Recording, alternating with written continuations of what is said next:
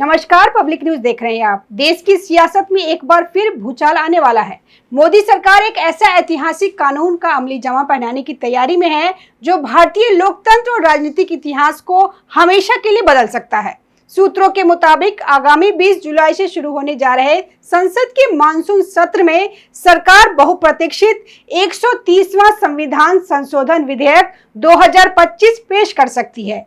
भारतीय राजनीति में यह सवाल अक्सर जनता और बुद्धिजीवियों के मन में कौंधता रहता है कि क्या जेल की सलाखों के पीछे से कोई मुख्यमंत्री, प्रधानमंत्री या मंत्री सरकार चला सकता है। इस विषय पर हमारे देश में दो स्पष्ट और धुर विरोधी वैचारिक पक्ष रहे हैं। संवैधानिक पदों पर बैठे व्यक्तियों को उच्च नैतिक जिम्मेदारी लेते हुए गिरफ्तारी के तुरंत बाद अपने पद से त्यागपत्र दे देना चाहिए। जेल से सरकार चलाना लोकतंत्र की गरिमा के खिलाफ है।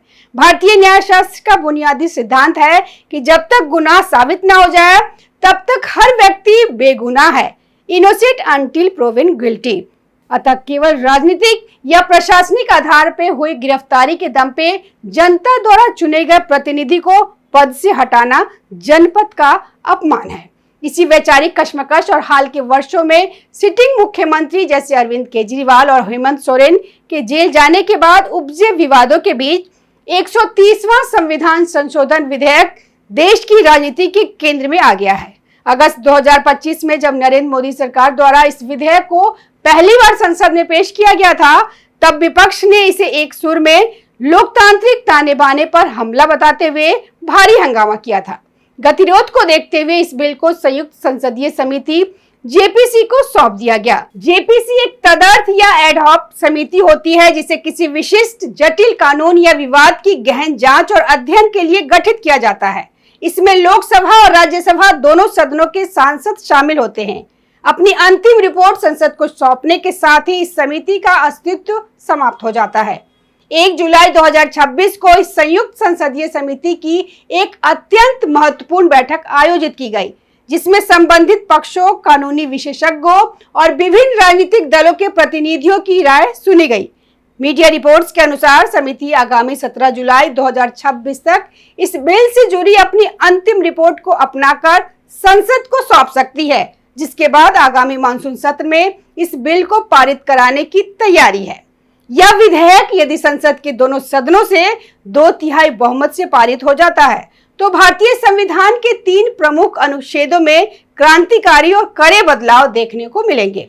संविधान का अनुच्छेद 75 प्रधानमंत्री और केंद्रीय मंत्रियों की नियुक्ति, उनके कार्यकाल और जिम्मेदारियों से संबंधित है।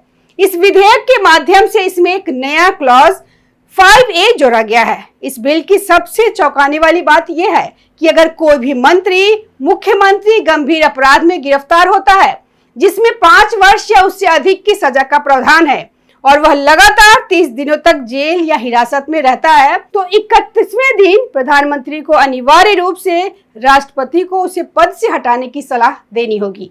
यदि प्रधानमंत्री ऐसी सलाह नहीं भी देते हैं तो कानूनन वह मंत्री 31वें दिन अपने पद से स्वतः मुक्त हो जाएगा।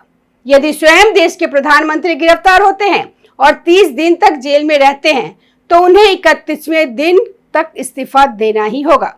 इस्तीफा न देने की स्थिति में उनका पद 31वें दिन कानूनन समाप्त हो जाएगा। यह अनुच्छेद राज्य स्तर पर मुख्यमंत्री और अन्य मंत्रियों की नियुक्ति, शपथ और उनके उत्तरदायित्वों से जुड़ा है। इसमें नया क्लॉज 4A जोड़ा जा रहा है। राज्य सरकारों के लिए भी नियम पूरी तरह केंद्र के समान ही होंगे। अंतर केवल इतना होगा कि केंद्र में जहां राष्ट्रपति और प्रधानमंत्री की भूमिका है, वही राज्यों में यह जिम्मेदारी राज्यपाल और मुख्यमंत्री की होगी। यह अनुच्छेद देश की राजधानी दिल्ली को केंद्र शासित प्रदेश के रूप में विशेष दर्जा प्रदान करता है। इसमें नया क्लॉज 5A जोड़ा गया। दिल्ली का कोई भी मंत्री या मुख्यमंत्री यदि 30 दिनों तक हिरासत में रहता है तो 31वें दिन उन्हें पद छोड़ना होगा। मुख्यमंत्री के न रहने या इस्तीफा न देने पे उपराज्यपाल या राष्ट्रपति के माध्यम से उनका पद स्वतः समाप्त माना जाएगा। इस बिल में यह प्रावधान भी साफ किया गया है कि यदि कोई नेता जेल से रिहा हो जाता है या अदालत से उसे राहत मिल जाती है तो राष्ट्रपति या राज्यपाल उन्हें दोबारा प्रधानमंत्री या मंत्री के पद पर नियुक्त कर सकते हैं। यानी रिहाई के बाद संवैधानिक पद ग्रहण करने पर कोई रोक नहीं होगी। इस बिल को लेकर संसद से सड़क तक राजनीतिक संग्राम छिड़ा हुआ है। दोनों पक्षों ने अपने अपने तर्कस से अकाट्य तर्क निकालने की कोशिश की है। सरकार और गृह मंत्री अमित शाह का तर्क है कि यह बिल भारतीय राजनीति को साफ सुथरा करने के लिए उठाया गया एक ऐतिहासिक कदम है। सरकार का कहना है कि जब किसी मुख्यमंत्री या मंत्री के आदेश पर काम करने वाले नौकरशाह जैसे सेक्रेटरी या चीफ सेक्रेटरी जांच के दायरे में आने पर निलंबित या जेल जा सकते हैं, तो वह नेता जेल के भीतर रहकर फाइलों पे दस्तखत कैसे कर सकता है। यह लोकतंत्र का मखौल उड़ाने जैसा है। गृह मंत्री अमित शाह ने विपक्ष की घेराबंदी करते हुए एक पॉडकास्ट में कहा था, यह एक संवैधानिक संशोधन है। हमने स्पष्ट किया था कि हम इसे जेपीसी को सौंपेंगे, जहां सभी दल अपने विचार रख सकते हैं, लेकिन विपक्ष का किसी विधेयक को सदन में पेश ही न होने देना और शोर शराबा करना लोकतांत्रिक नहीं है। देश की संसद बहस के लिए है, हल्ले के लिए नहीं। विपक्ष को देश की जनता के सामने इसका जवाब देना होगा।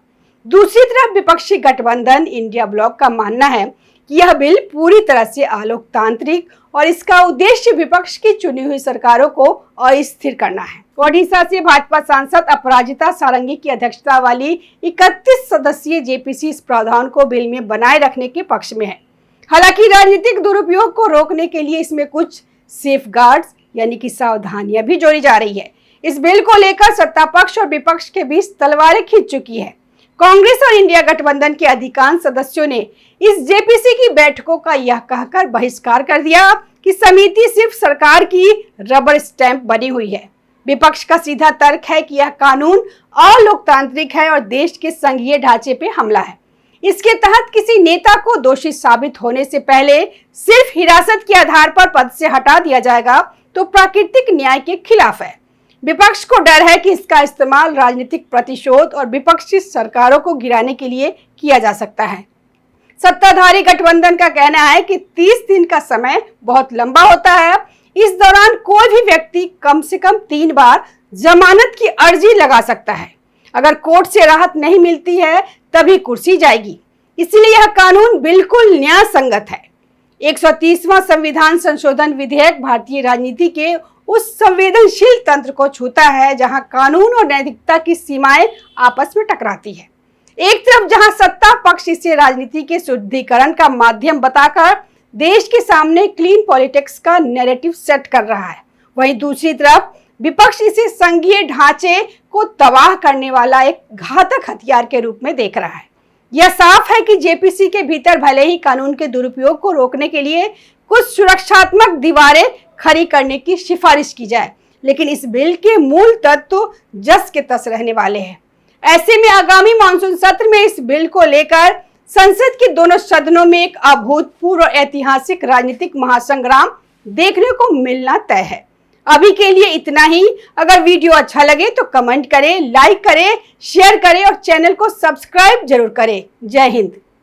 ताज़ा खबरों से जुड़े रहने के लिए हमारे चैनल को सब्सक्राइब करें और बेल आइकन को दबाना ना भूलें ताकि हर खबर की नोटिफिकेशन आपको मिलती रहे।